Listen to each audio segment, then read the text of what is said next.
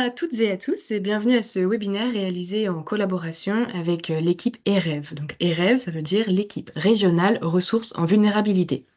Je suis Morgane Guillaumard, chargée de mission à l'APMSL. L'APMSL, c'est l'Association pour le développement de l'exercice coordonné pluriprofessionnel en Pays de la Loire.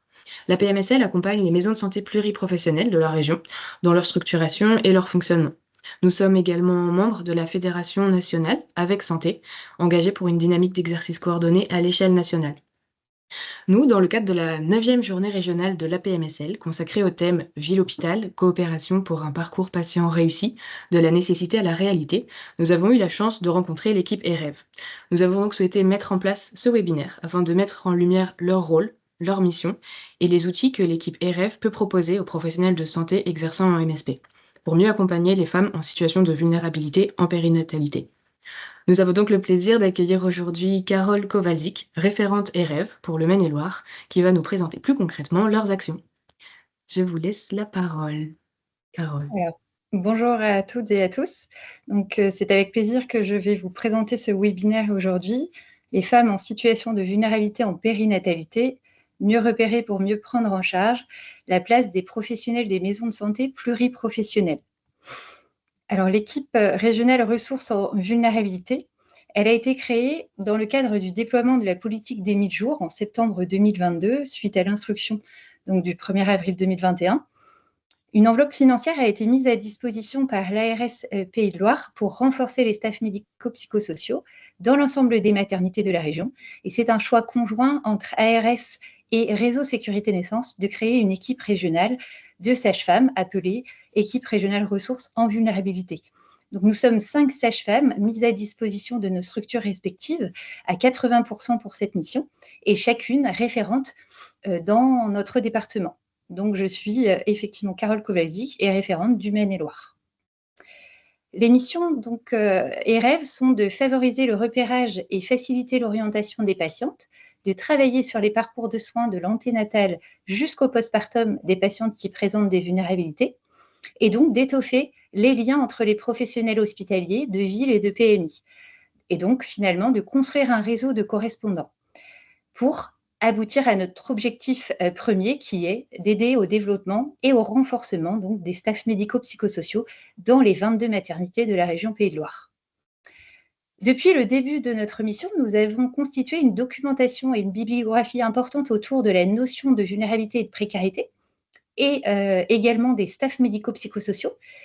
Nous avons pris de nombreux contacts et créé de nombreux liens, plus de 500 personnes sollicitées au sein des maternités, mais aussi à l'extérieur avec les PMI, les CRIP, l'ASE, les associations, les libéraux, et puis les autres réseaux de périnatalité également. Nous avons souhaité réaliser un état des lieux régional pour démarrer notre mission au premier semestre 2023 sur le repérage, les staffs médico-psychosociaux, mais aussi les parcours de soins dans les maternités, pour en fait partir de l'existant et savoir ce qui était fait au niveau du repérage, est-ce qu'il existait ou non des réunions dans les maternités, et ensuite voir comment ils pouvaient étayer les parcours de soins dans ces situations. Cela nous a permis donc de créer un plan d'action et de proposer ensuite des outils aux professionnels pour les aider dans le repérage, pour les aider aussi à construire et à développer leur staff et les aider dans le parcours de soins et l'accompagnement à la parentalité et notamment avec des outils de cartographie et d'ANER. Nous sommes également en lien avec les réseaux de violences intrafamiliales avec lesquels nous travaillons sur un flyer, des affiches. Alors, je vais vous présenter maintenant un résultat qu'on trouvait intéressant de notre enquête sur les staffs médico-psychosociaux dans la région. Cette enquête, elle nous a permis de classer les maternités de la région en 3 catégories distinctes selon les critères retenus pour définir un staff, avec finalement l'objectif que toutes puissent y répondre à terme. Donc, lors de l'état des lieux, dans les 23 maternités, il y avait donc 3 maternités qui n'organisaient pas ou plus de réunions pluridisciplinaires, 7 maternités qui organisaient des réunions, mais qui étaient surtout des réunions orientées type liaison PMI, avec quelque part un peu une revue des dossiers et des situations de vulnérabilité, mais elle ne répondait pas à la majeure partie des critères qui peuvent définir un staff. Et puis, il y avait 13 maternités qui organisaient des réunions qui répondaient à la majeure partie des critères d'un staff médico-psychosocial. Aujourd'hui, dans 22 maternités de la région, il y a finalement des réunions dans chaque maternité.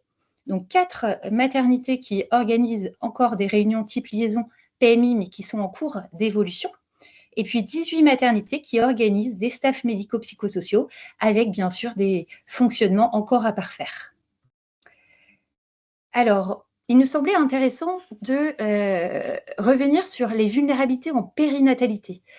La définition, quel type de vulnérabilité et puis quelles conséquences surtout. Alors, la vulnérabilité, selon les recommandations HAS de février 2024, c'est une fragilisation de la personne du fait de circonstances médicales, psychiques ou sociales, avec un effet cumulatif qui peut être aggravant. Et son évolution est possible au cours de la période périnatale. Les situations existantes peuvent effectivement s'aggraver, avoir un retentissement négatif les unes sur les autres, ou bien de nouvelles situations peuvent apparaître. Il paraît donc assez important de les repérer. Alors, les vulnérabilités, quelles sont-elles en périnatalité? On peut avoir des vulnérabilités sociales, mais aussi des vulnérabilités économiques, des vulnérabilités psychiques, des vulnérabilités médicales, des vulnérabilités également en lien avec les addictions, en lien avec les différentes formes de handicap, et puis des vulnérabilités en lien aussi avec les différentes formes de violence. Alors, les conséquences de la vulnérabilité en périnatalité, quelles sont-elles? Eh bien, la vulnérabilité, elle a un impact sur la mère, avec un impact sur la morbidité maternelle. Pour la mère, il va y avoir une augmentation de tous les risques chez la mère, et notamment les risques médicaux, avec une augmentation des risques de césarienne, d'anémie, de troubles vasculo-rénaux et de troubles thromboemboliques. Et puis, il va y avoir un impact sur la mortalité maternelle, avec la dernière enquête nationale confidentielle des morts maternelles 2016-2018 qui révèle que 33% des femmes décédées avaient des troubles psychiatriques connus. C'est d'ailleurs la première cause. Un tiers de ces femmes décédées présentaient au moins un facteur de vulnérabilité. 35% des femmes décédées étaient issues de la migration et 75% des décès jugés évitables étaient en lien avec des ruptures de parcours. Alors, les conséquences, elles ont aussi un impact sur l'enfant. La vulnérabilité, elle touche l'enfant dès la naissance, avec une augmentation de ses risques médicaux également chez le nouveau-né. Et il y a une augmentation du risque de mauvaise adaptation à la vie extra-utérine, avec des ABR inférieurs à 5, plus importants chez les bébés qui présentent des vulnérabilités, une augmentation de la prématurité, une augmentation des retards de croissance, une augmentation des anomalies non chromosomiques.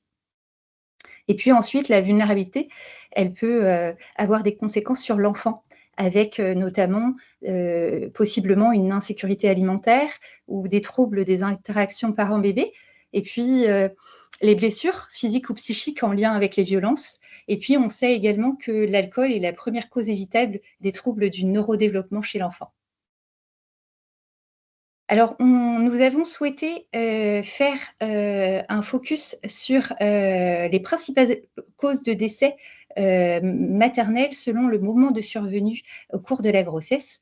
L'enquête nationale confidentielle des morts maternelles révèle que le suicide est désormais la première cause de décès maternel périnatal. Cela signifie que c'est un décès qui intervient entre le début de la grossesse et jusqu'à 1 an après l'accouchement. Sur le schéma que vous voyez, on a entouré donc la cause de décès par suicide, et on voit sur ce schéma que les suicides apparaissent dans les premières causes après l'accouchement, et ceci en lien avec les dépressions postnatales et les troubles de la santé mentale connus ou découverts au cours de la grossesse. Donc, le suicide maternel, il représente 17% des décès en période périnatale, soit 45 décès en 3 ans sur 272 décès. Autrement dit, un décès maternel de cause psychiatrique toutes les 3 semaines en France. Et l'enquête nous révèle également que 78% des décès par suicide sont jugés évitables. Alors, en ce qui concerne le repérage des vulnérabilités, la vulnérabilité, elle peut apparaître à tout moment de la grossesse et du postpartum chez toutes les femmes. La femme, elle se livrera au moment où elle l'aura décidé et auprès du professionnel de la périnatalité qu'elle aura choisi, en intra ou en extra-hospitalier. Donc finalement, nous sommes tous concernés. Alors, quels outils pouvons-nous utiliser pour repérer les vulnérabilités? Il existe les autoquestionnaires. L'autoquestionnaire, son utilisation est recommandée par l'HAS dans les dernières recommandations intitulées Accompagnement médico-psychosocial des femmes, des parents et de leurs enfants en situation de vulnérabilité pendant la grossesse et en postpartum de janvier 2024. Et les autoquestionnaires, ils aident au repérage de la vulnérabilité à chaque consultation. Ils permettent un échange avec la femme et le couple et ils permettent également d'adapter le parcours de soins et d'orienter vers les professionnels ressources. Il existe plusieurs questionnaires, notamment l'auto-questionnaire bien-être, qui a été créé, testé et déployé par le réseau Périnatalité Nouvelle-Aquitaine. C'est un auto-questionnaire à maille assez large pour un repérage d'une population plus large. C'est un auto-questionnaire qui fait 9 questions, donc qui est assez court. Et il y a également l'auto-questionnaire GEGA du groupe Études Grossesse et Addiction, qui est un auto-questionnaire plus long avec 20 questions et qui est finalement à maille plus fine et plus centré sur les addictions et les consommations, mais qui interroge quand même sur les différentes vulnérabilités. Alors, on a souhaité vous donner plus d'informations sur chaque auto-questionnaire, que vous puissiez aller faire des recherches si cela vous intéresse. Donc, l'auto-questionnaire bien-être Nouvelle-Aquitaine, pour en savoir plus, vous pouvez aller sur le site RPNA et dans l'onglet Outils d'aide au repérage, vous allez trouver tout ce qui est nécessaire pour avoir la méthodologie d'utilisation, des modules de sensibilisation, la démarche qualité et comprendre un petit peu le fonctionnement et l'utilisation d'un autoquestionnaire. Vous pouvez également le trouver sur santé.gouv.fr puisque du coup, il apparaît dans la boîte à outils du ministère de la Santé et des Solidarités. Pour l'auto-questionnaire de repérage GEGA, donc du groupe Études Grossesse et Addiction, vous allez pouvoir en savoir plus sur leur site asso-gega.org où vous allez trouver des conseils au remplissage, vous allez trouver l'auto-questionnaire que vous pourrez télécharger et le guide de lecture et aussi l'actualisation de cet auto-questionnaire puisqu'il a été actualisé en mars 2024. Comme outil de repérage, vous avez également le violentomètre. Le violentomètre, il évalue la qualité de la relation. Et nous savons que l'état de grossesse est un facteur de vulnérabilité qui aggrave les violences. D'où l'intérêt du repérage. Le repérage peut se faire grâce à des affiches. Le violentomètre peut se présenter donc sous forme d'affiches ou bien de réglettes. Et le professionnel peut utiliser donc cet outil soit en salle d'attente sous forme d'affiches et ou l'utiliser lors de sa consultation auprès de la femme. Nous avons également réalisé un outil qui s'appelle des critères de vulnérabilité.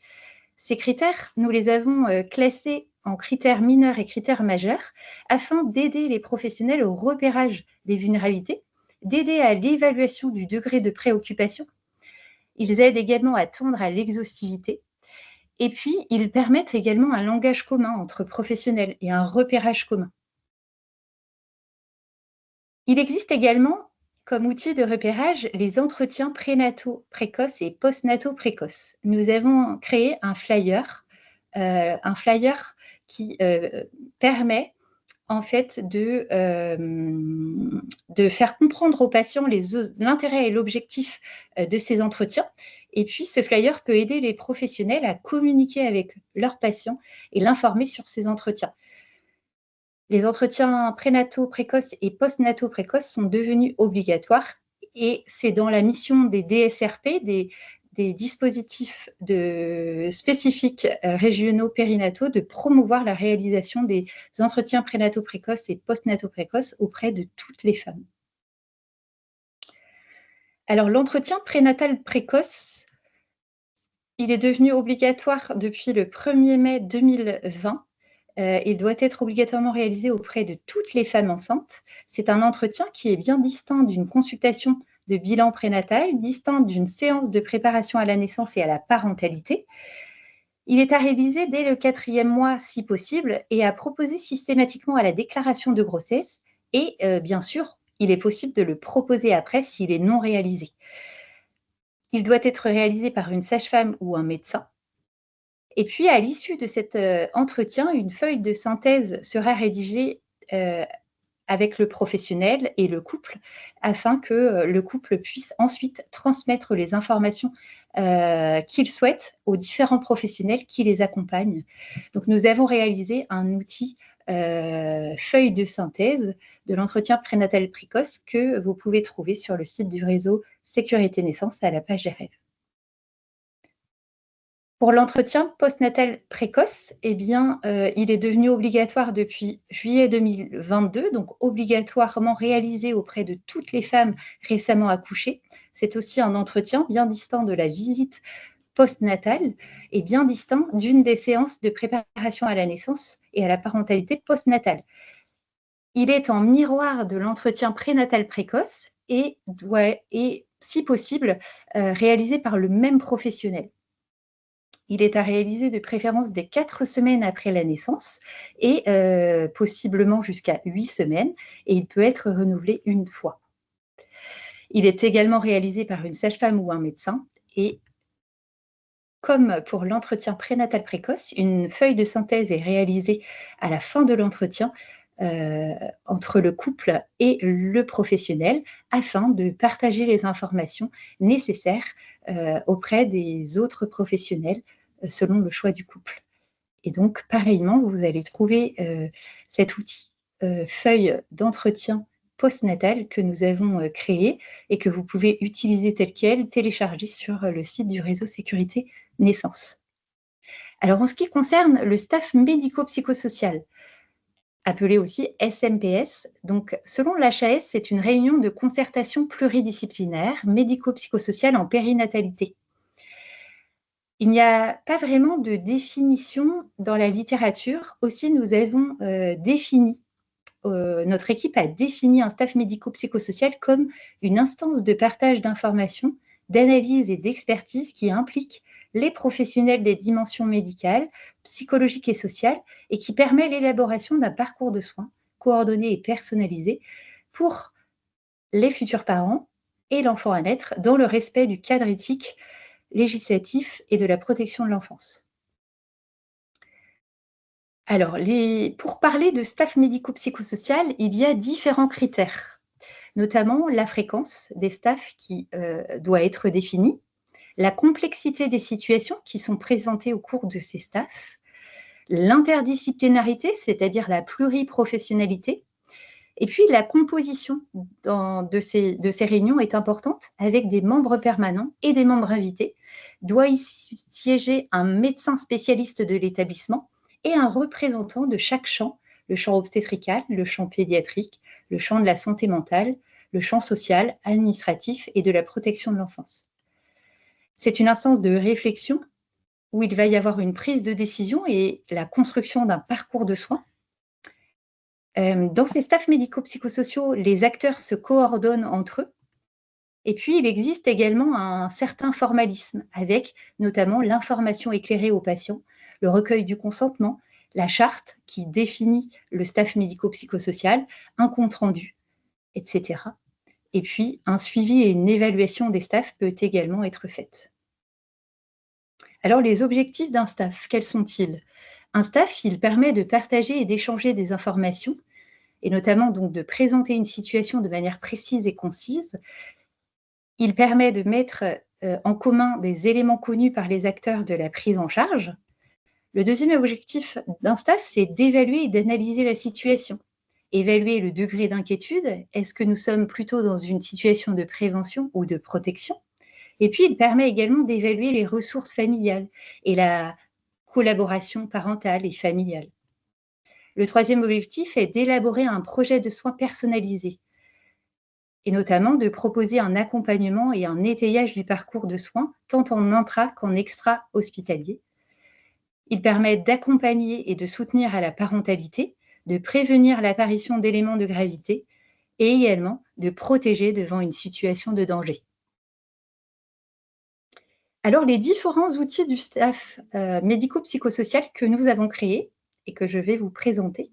Donc, tout d'abord, le flyer du staff médico-psychosocial intitulé « Le staff médico-social, parlons-en ». Alors, ce flyer permet aux patients de comprendre l'intérêt et l'objectif d'un staff et il permet d'aider le professionnel à communiquer et informer et recueillir le consentement. Alors, l'information, petit rappel, nous semblait important de vous rappeler que l'information éclairée est obligatoire, que le consentement de la patiente doit être demandé avant toute présentation de la situation en staff médico-psychosocial. Si la patiente refuse, il faut bien différencier une situation de prévention d'une situation de protection de l'enfance. Si prévention et refus, alors la présentation pourra être anonymisée. La présentation du dossier donc sera anonymisée. Et si nous sommes dans une situation de protection et de refus, alors nous pourrons outrepasser le refus de la patiente et du couple et présenter la situation en levant l'anonymat. Autre outil du staff médico-psychosocial et qui vient en complément des critères de vulnérabilité, c'est l'arbre décisionnel de passage en staff médico-psychosocial. Alors, cet arbre permet d'analyser les critères de vulnérabilité. Il permet d'évaluer la nécessité de passage en staff. Par exemple, vous êtes professionnel de santé dans une MSP, vous êtes médecin généraliste ou sage-femme, et vous avez repéré une patiente enceinte avec une situation de vulnérabilité assez complexe et vous ne savez pas si effectivement il faut orienter vers un staff médico-psychosocial ou vous ne savez pas ce qu'il faut faire, eh bien cet arbre décisionnel va pouvoir vous aider à prendre la décision de déjà mesurer est-ce qu'on est dans une situation de protection, une situation de prévention, de peut-être aussi prendre en compte la position du couple. Est-ce qu'on a un couple qui est dans la résistance ou dans l'adhésion? Et donc, effectivement, si on est dans une situation de protection, eh bien, le professionnel pourra déclencher un staff médico-psychosocial et faire la demande à la maternité. Et si nous sommes dans une situation de prévention renforcée, selon la position du couple, eh bien, soit le professionnel préférera déclencher un staff médico-psychosocial ou peut-être étayer la situation avec un accompagnement à domicile selon également le couple et l'adhésion. Nous avons également créé une charte du staff médico-psychosocial. Elle permet de définir le cadre fonctionnel, éthique et juridique de ces réunions. Elle reprend les objectifs donc, du staff médico-psychosocial et elle fait référence à des notions argumentées de la littérature. Dernier outil du staff médico-psychosocial que nous avons créé, c'est le dossier individuel de situation. Il a 6 fonctions. Il permet de recueillir les informations strictement nécessaires. Il permet de faire la demande de passage en staff. Il permet également au moment du staff de présenter la situation. Il a une page également qui recense les professionnels impliqués dans la situation. Et puis, il permet de tracer les préconisations en direct pendant le staff.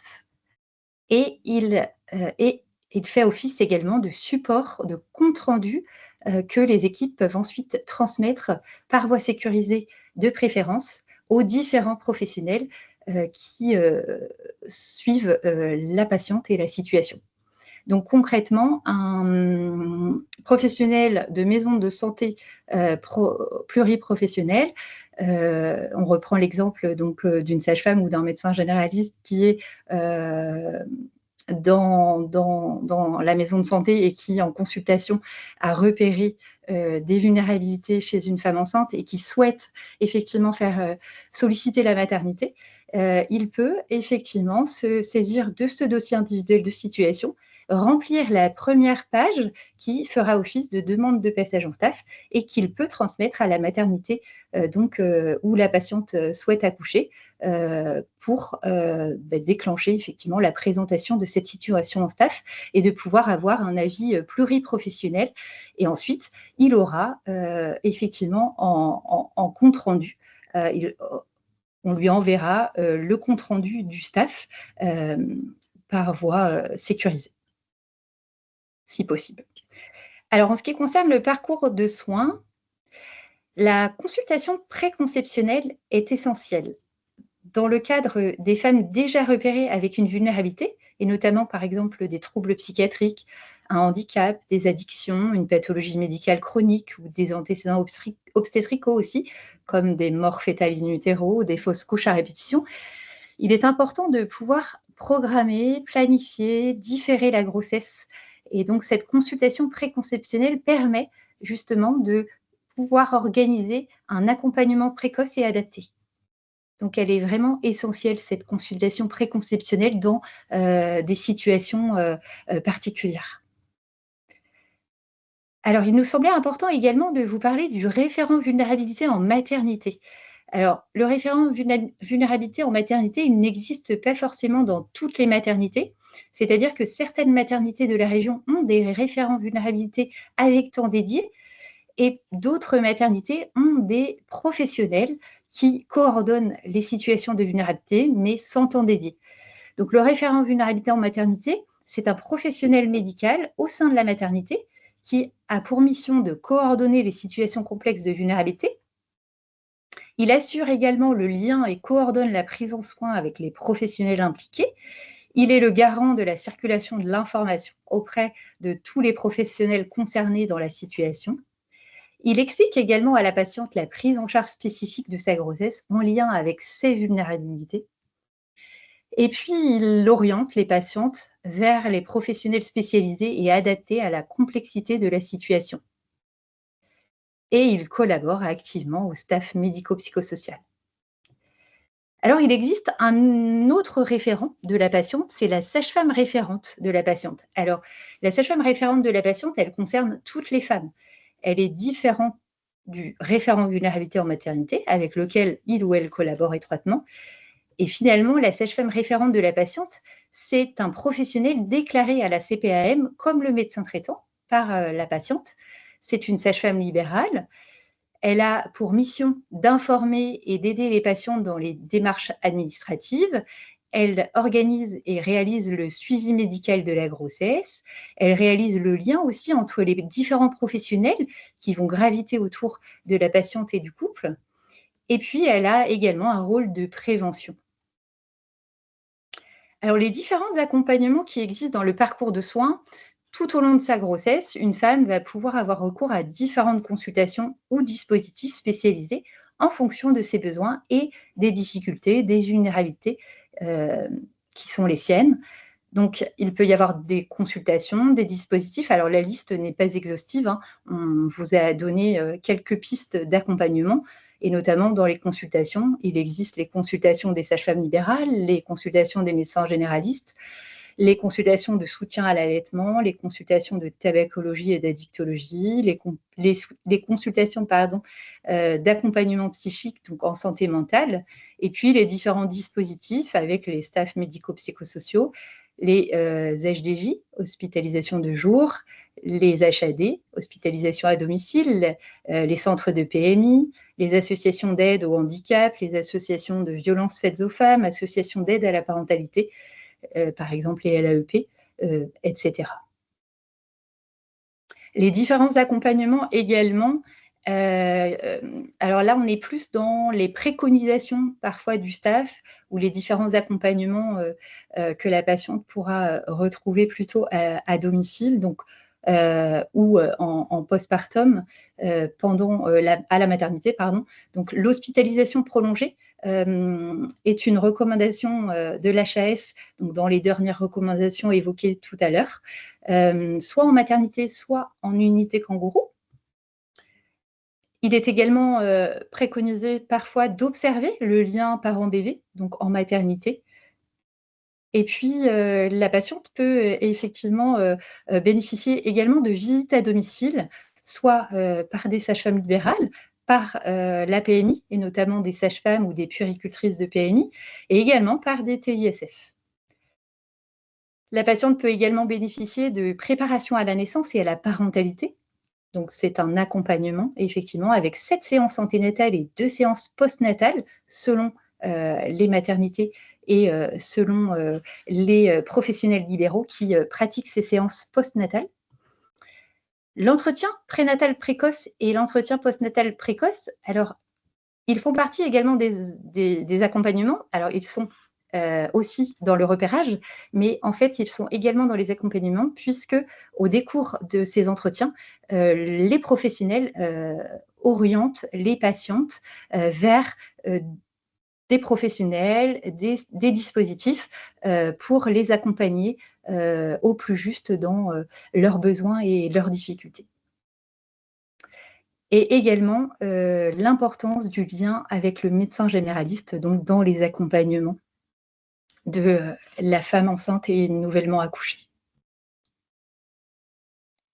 Alors, dans les parcours de soins, les outils d'orientation donc, que nous avons créés une cartographie en ligne en santé mentale périnatale que vous allez pouvoir retrouver sur le réseau, sur le site du réseau Sécurité Naissance, donc dans notre page EREV. Et c'est un outil interactif régional avec une vue par département. Il recense les ressources en psychiatrie périnatale en accès direct. Et cet outil favorise l'interconnaissance et l'orientation des patientes. Alors, je vais vous montrer comment il fonctionne. Donc, en fait, quand vous allez sur la cartographie en ligne, vous allez voir apparaître un calque. Donc, vous pouvez sélectionner le calque que vous souhaitez rechercher. Et puis ensuite, dans ce calque va apparaître des légendes, différentes légendes que vous allez voir apparaître sur la carte. Et ensuite, selon l'endroit où habite votre patiente, selon votre territoire, vous allez pouvoir sélectionner une structure, donc par exemple ici le CMP de Châteaubriand, et ensuite en cliquant sur l'onglet de la structure, vous allez voir apparaître donc la fiche contact avec l'adresse, le numéro de téléphone et éventuellement si cette structure a un site internet, une plaquette, des documents, vous pouvez du coup avoir accès directement à ces documents en cliquant sur les liens sur la cartographie. Nous sommes également en cours d'élaboration d'un annuaire ressources en parentalité que vous allez trouver prochainement sur la page EREV du site du réseau Sécurité Naissance. Et tous ces outils EREV sont donc téléchargeables sur le site du réseau, sur la page EREV dont vous avez l'adresse ici. Alors, pourquoi favoriser les liens et renforcer les liens entre les professionnels des MSP et les lieux d'accouchement? Eh bien, les professionnels des MSP sont des maillons essentiels dans le parcours de soins du patient. Ils sont au cœur du repérage et du soin de la mère et de son bébé. Ce sont souvent des personnes ressources pour les patients, avec une relation de confiance bien souvent et une connaissance fine du patient. La sage-femme libérale a souvent un rôle de compagnonnage, elle est souvent référente pour la patiente. Le médecin généraliste, lui, a plutôt une vision globale, intergénérationnelle, avec une vue sur les antécédents. Il suit bien généralement la fratrie et la famille. Ce sont des partenaires importants pour les maternités parce qu'ils donc repèrent, notamment au cours de leur consultation, alors soit via des questions dans le dossier, peut-être pratiquent-ils déjà pratiquez-vous déjà des entretiens prénataux précoces ou postnataux précoces, peut-être grâce à l'utilisation de violentromètres ou d'autoquestionnaires. Et puis, les professionnels assurent également les liens avec la maternité, avec les suivis pré- et postnataux. Et puis, ils peuvent également adresser vers les staffs médico-psychosociaux en cas de situation de vulnérabilité. Et puis également, ces partenaires peuvent partager avec la maternité des outils communs pour faciliter le suivi, la communication. Les autres professionnels libéraux au contact des femmes enceintes dans les maisons de santé pluridisciplinaires, parce que j'ai évoqué les sages-femmes libérales, les médecins généralistes, mais il y a également parfois des diététiciennes, des psychologues, des kinés éventuellement, et voilà, d'autres professions libérales qui peuvent être au contact de femmes enceintes et qui peuvent finalement repérer également des vulnérabilités. Alors, comment font-ils pour adresser?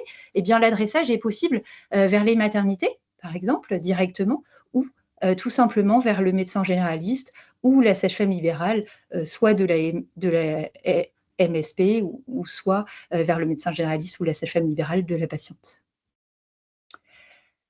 Alors, pourquoi favoriser et renforcer ces liens? Eh bien, cela permet de repérer les vulnérabilités et d'étayer les parcours de soins, d'améliorer la prise en charge des familles, de soutenir la parentalité, d'apporter un réseau de ressources aux familles. Et puis, cela permet de communiquer et de partager les ressources entre les acteurs et d'harmoniser les pratiques et d'avoir une cohérence dans les pratiques professionnelles. Alors, en dernière diapositive, il nous semblait important de peut-être nommer les intérêts de la collaboration EREV et professionnelle des MSP. Donc, pour les professionnels des MSP, peut-être que cela permet de rompre l'isolement, que cela optimise le repérage précoce, que ça peut améliorer et faciliter la prise en charge de ces patientes. Cela peut permettre de transmettre des informations dans un cadre législatif. Cela peut leur permettre également d'avoir accès à des outils ciblés, d'harmoniser les pratiques et de leur faire gagner du temps. L'intérêt pour EREV de collaborer avec les professionnels des MSP, c'est de toucher un grand nombre de professionnels, de sensibiliser à la vulnérabilité, de créer un lien précoce vers les coordinateurs vulnérabilité de la maternité, d'harmoniser également au niveau régional, d'améliorer le partage des informations maternité professionnelle des MSP, de rappeler aussi le cadre éthique et législatif, et puis de favoriser la présence des médecins généralistes et des sages-femmes libérales au staff médico-psychosocial. Je vous remercie de votre attention. Merci Carole pour votre présentation. Afin de continuer ce webinaire, j'ai une première question à vous poser. Comment un professionnel de MSP peut-il concrètement orienter une patiente pour laquelle il a identifié une situation complexe de vulnérabilité? Alors, il existe des différences selon les maternités et les territoires, mais du coup, en première intention, un professionnel de MSP pourra orienter la patiente vers le référent vulnérabilité s'il existe, donc avec un ton dédié, comme je le disais dans le webinaire, de la maternité qui est choisie par la femme, ou bien vers le professionnel qui coordonne ces situations complexes. Et dans certaines maternités, il existe notamment des filières spécifiques comme les HDJ, les hospitalisations de jour, l'UGOMS à Nantes ou les UMPSP à Angers et à Saumur, donc qui sont des filières spécifiques qui prennent en charge les femmes enceintes en situation de vulnérabilité. Et cette orientation vers la maternité, elle peut se faire via le dossier individuel de situation, ce qu'on appelle le DIS, dont je vous ai présenté l'outil. Et donc, la première page du DIS, elle permet de faire la demande de passage en staff et d'orienter une patiente avec des vulnérabilités vers la maternité. Et elle peut être transmise donc à la maternité, alors si possible par voie sécurisée. Nous travaillons sur un projet d'annuaire en ligne qui va recenser les coordonnées des référents sur ces situations dans les maternités et qui sera sur le site du réseau sécurité naissance et qui respectera le RGPD. Donc pour l'instant, c'est en cours d'élaboration. Donc ça, c'est en première intention. En deuxième intention, l'orientation, elle peut se faire vers les sages-femmes de PMI. Et en troisième intention, le professionnel pourra aussi solliciter la sage-femme EREV de son territoire s'il a des difficultés à orienter une patiente. Et dans les situations extrêmement complexes, les situations de protection, vous pouvez appeler en tant que professionnel de MSP la CRIP de votre département qui pourra aussi vous guider, vous conseiller sur les démarches à suivre. Ok, merci Carole pour votre réponse. J'ai une deuxième question avant de clôturer ce webinaire. J'ai lu sur votre site internet que vous avez pour objectif de sensibiliser les professionnels de santé de terrain à la question de la vulnérabilité. Donc ce webinaire, il répond en partie à cet objectif. Mais pour aller plus loin, réalisez-vous également des actions de sensibilisation auprès des équipes en maison de santé pluriprofessionnelle, afin que les informations, les ressources dont vous disposez soient encore plus largement diffusées? Alors oui, tout à fait. Notre objectif, il est bien d'améliorer le repérage et la prise en charge des femmes enceintes en situation de vulnérabilité. Et donc la sensibilisation des professionnels de MSP et la diffusion de nos outils, plus largement, fait partie intégrante de notre mission. Et nous avons par ailleurs déjà été sollicités pour des interventions de sensibilisation auprès de professionnels libéraux via les CPTS et certaines sages-femmes libérales de MSP. Et donc, n'hésitez pas à nous solliciter si vous êtes intéressé et que vous souhaitez une sensibilisation dans vos MSP. Super. Merci beaucoup, Carole, et donc un grand merci pour votre présentation qui était très Merci à vous. intéressante. Nous espérons que ce webinaire vous aura permis de mieux comprendre le travail que réalise, l'équipe, EREV, et surtout, de mieux connaître les outils et les ressources, recensées pour, mieux repérer les vulnérabilités. À la PMSL, on reste bien entendu disponible pour approfondir ces sujets avec vous. Nous sommes également là pour accompagner les MSP dans vos réflexions, et donc on ne manquera pas de faire le lien avec l'équipe, EREV, si besoin. Merci à toutes et à tous pour votre, attention, et à très bientôt. Encore merci, Carole. Merci beaucoup. Au revoir.